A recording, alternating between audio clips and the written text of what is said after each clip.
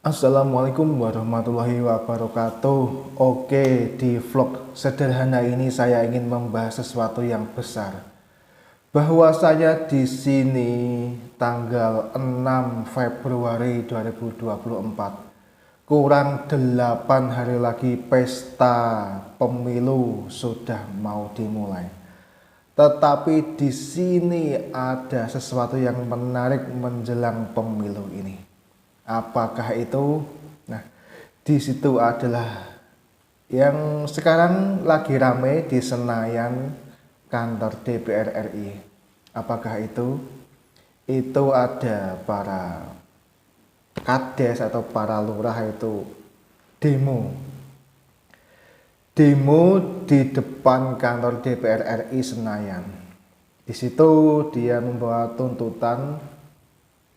Dan kalau semisal tuntutan itu tidak diperdulikan sama pihak DPR RI, maka di pemilu di desa-desa akan diboikot. Artinya tidak akan ada pemilu di desa-desa. Itu yang digaungkan sama kepala desa. Nah, sekarang ini mungkin masih ada di Senayan. Di sini mungkin yang kedua ini. Yang pertama itu yang sudah menghantam itu ya, pagar Senayan itu ya, pakai amarah seperti yang sempat viral di TikTok. Tetapi amit nyun sewu, di sini bebas berbicara, bebas bersuara. Maaf saja, ini pemilu ini kan miliknya orang banyak, bukan miliknya perseorangan. Jadi kalau semisal diboikot itu berapa hak suara yang tidak terwakilkan di situ. Semisal saja satu desa ada 5.000, 10.000 orang. Semisal diboikot, berapa suara yang tidak bisa menyuarakan di pemilu itu.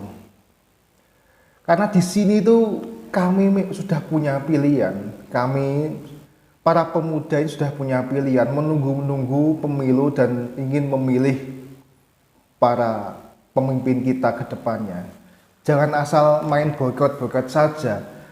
Di sini itu pemilik banyak orang. Jangan di sini karena apa? Kepentingan-kepentingan yang personal berdampak negatif kepada banyak orang. Dan kalian ini bisa beranggapan apakah tuntutan kepala desa itu bersifat personal atau memang menguntungkan banyak orang. Ini para viewer bisa menentukan arah argumennya itu kemana itu setelah melihat berita itu dan melihat info seperti itu. Ya, bagaimana? Kalau pemilu diboikot, itu tidak akan membatalkan pemilu.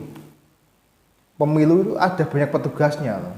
Ada Bawaslu, ada KPU, dan itu tidak serta-merta membiarkan begitu saja kalau semisal pemilu diboikot. Dan itu ya belum tentu semua desa atau semua kelurahan itu menyetujui memboikot pemilu. Tidak semua. Kalau semisal 1-2 memang benar-benar diboikot, ya itu tidak ada masalah. Tidak ada masalah, belum tentu semua desa seperti itu. Tetapi masalahnya itu yang sekiranya kalau diboikot, ada berapa suara yang tidak bisa berdemokrasi menyuarakan suaranya. Ini kewajiban hak semua warga Indonesia. Bukan karena kepentingan-kepentingan personal sehingga tidak bisa menyuarakan suaranya di pemilu.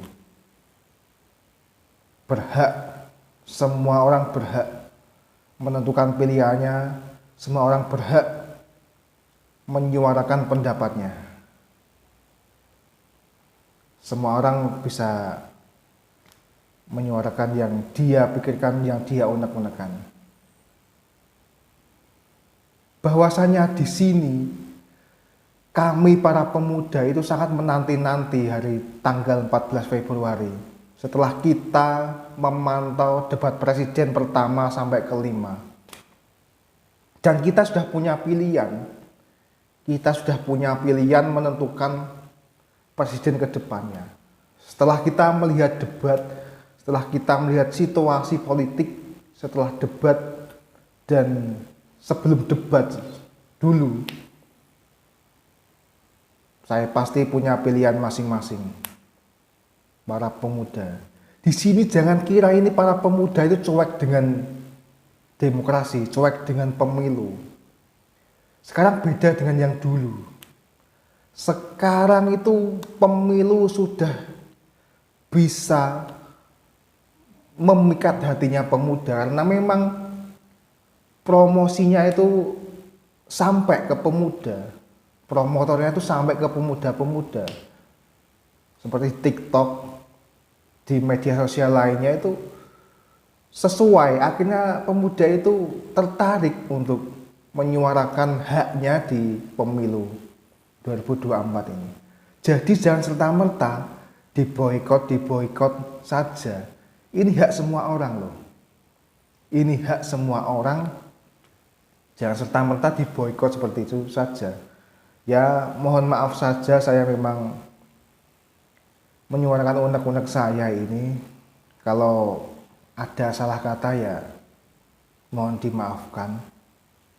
Nah, kalau semisal orang yang melihat video ini tersinggung, saya juga minta maaf. Saya cuma menyuarakan unek-unek saya. Kok enak saja memboikot pemilu. Pemilu itu punya banyak orang bro. Jangan serta-merta diboikot seperti miliknya sendiri aja ya. Oke. Kita tunggu kelanjutan beritanya itu seperti apa. Apakah pemilu benar-benar bisa diboikot di desa? Ataukah gimana? Ini menunggu infonya ini. Menunggu infonya ke depannya itu gimana. Mungkin juga banyak yang setuju dengan argumen saya ini. Para pemuda juga mungkin banyak yang setuju dengan pemikiran saya ini. Ya bisa komen di kolom komentar pendapat kalian gimana terkait info ini, terkait berita ini. Monggo kita share bareng-bareng hak kebebasan demokrasi kita. Walaupun dengan vlog sederhana ini, tetapi saya harap ya suara saya ini bisa didengar oleh banyak orang. Itu adalah kebebasan berdemokrasi. Oke. Salam pemilu 2024. Jangan lupa 14 Februari kita datang semua dan menyuarakan hak kita. Oke. Smart people. Wassalamualaikum warahmatullahi wabarakatuh.